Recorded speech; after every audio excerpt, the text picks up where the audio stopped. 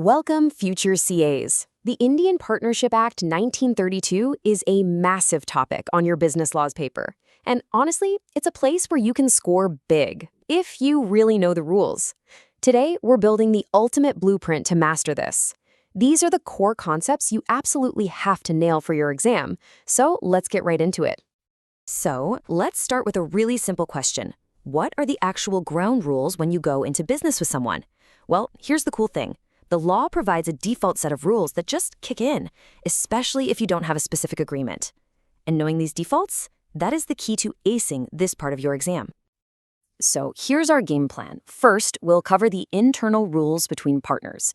Then, how partners act as agents for the firm. We'll look at the limits on their authority, what happens when the firm's structure changes, and of course, the very special rules for minors. And we'll wrap it all up with a super quick exam recap to lock it all in. First up, let's dive into those internal rules. Think of this as the partner-to-partner blueprint, the stuff that governs how you all work together inside the four walls of the firm. You can think of the Partnership Act as kind of like the default settings for your business. This slide lays them out perfectly.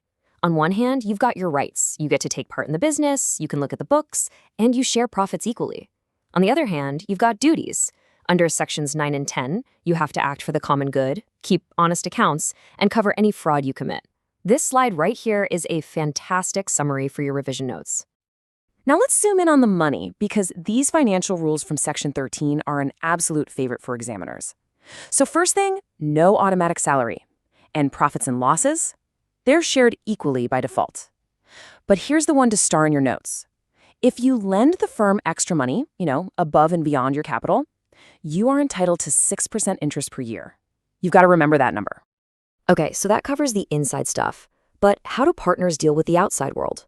This is the firm-to-world blueprint, where every single partner acts as an agent for the entire firm. And this brings us to a really core concept, implied authority. It's covered in Section 19. Basically, it means that a partner has the power to bind the whole firm with their actions, as long as those actions are, part of the firm's usual business. To put it simply, each partner is an agent, and the firm itself is the principal. But that power isn't unlimited. It has its limits. So let's look at the acts that are beyond a partner's authority. And trust me, knowing this distinction is critical for those tricky, problem-based questions in your exam. So what actually counts as business as usual? Well, for a typical trading firm, it's pretty much what you see right here. Buying and selling goods, borrowing money, hiring staff.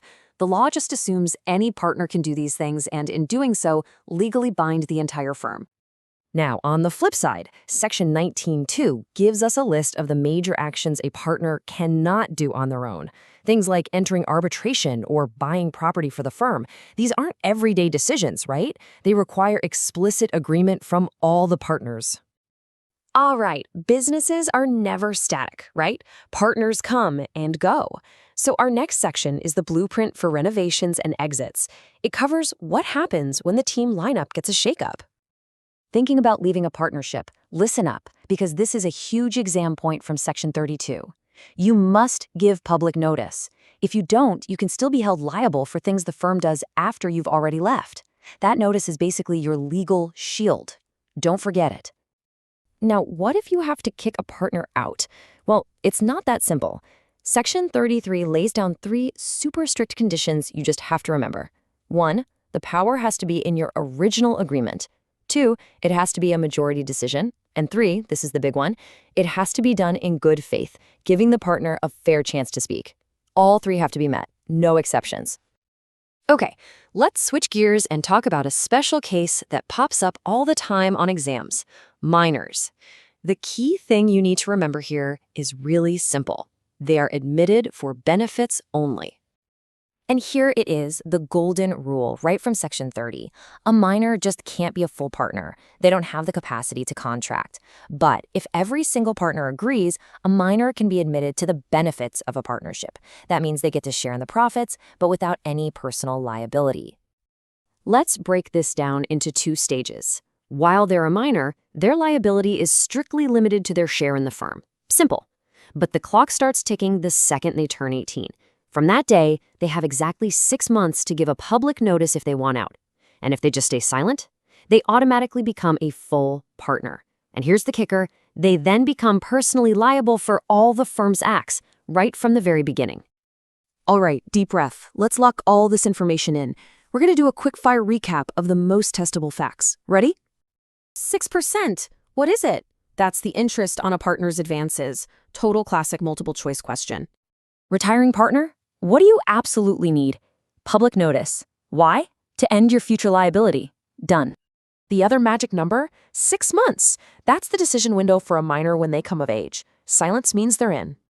The absolute cornerstone of a valid expulsion? Good faith. You have to use that power fairly and in the firm's best interest. And finally, never ever forget this one. All partners are jointly and severally liable. That means a creditor can come after any one of you for the entire debt of the firm. So, there you have it, the blueprint. I'll leave you with this to think about. Of all the duties we talked about, acting for the common good, keeping true accounts, which one do you think is the most critical for actually preventing fights and disputes in a business? Thinking about the why behind these rules is what will really make your answers stand out. Best of luck with your studies.